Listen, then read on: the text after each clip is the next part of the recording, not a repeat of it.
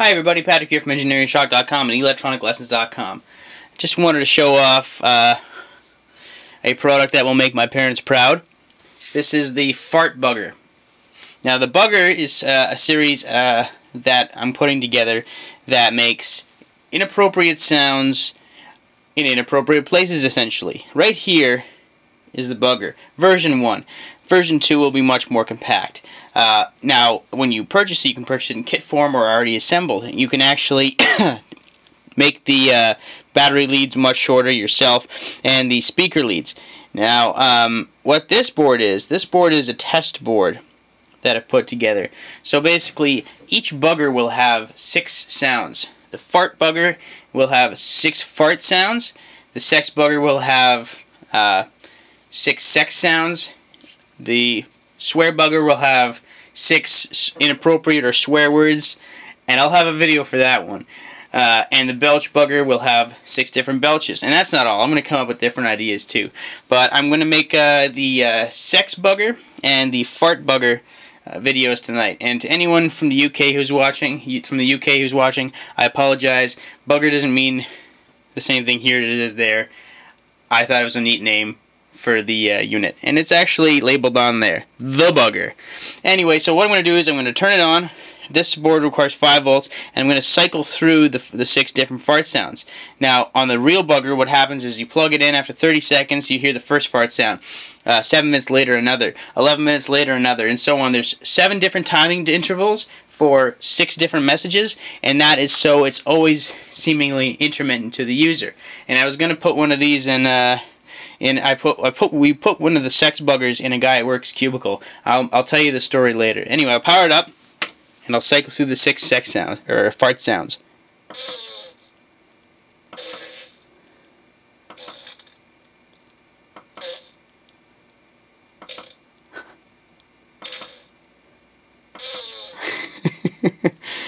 It's quiet enough so that it'll be very difficult to find if you're very clever on where you put it.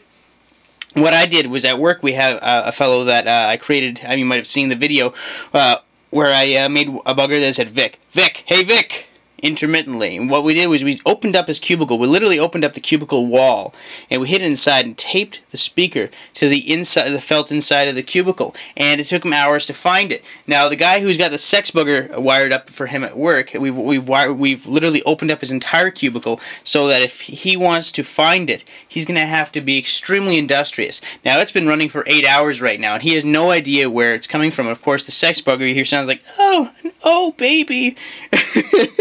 It's pretty funny. So, I mean, just to give you a quick example, I'll plug in the Bugger, and 30 seconds after the Sex Bugger turns on, I'll give that one a demonstration in another video. You will hear the very brief and subtle sex sound coming from the Bugger. Bugger requires 9 volts. Feeds to a microcontroller and an OTP audio chip, and the microcontroller signals it based on the timings that I've programmed in it to output the 6 different messages sequentially, but over a period of time and seemingly intermittently. Now listen up. Take a second.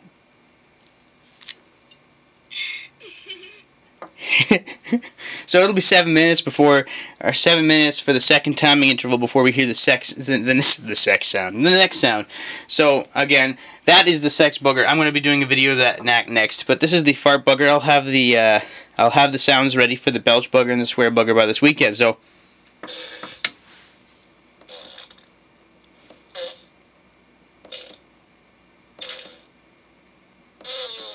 Now, I'll admit, last night when I was programming these, I was laughing my ass off. And my girlfriend, she was just sitting in the doorway, nodding at me, just shaking her head. And I'm sitting there laughing. Now, a lot of girls watching this may not find this funny, but trust me, I'm going to put one of these in another guy's cubicle at work, tape it up, I'm going to hide it, and I'm going to be very careful on where I hide it. Another idea is, if you have a janitorial crew that has garbage cans, you can take out the garbage bags out of the garbage cans and put it on the inside of the garbage pail, put the garbage bag back in, tie it all up, never find it. You can be really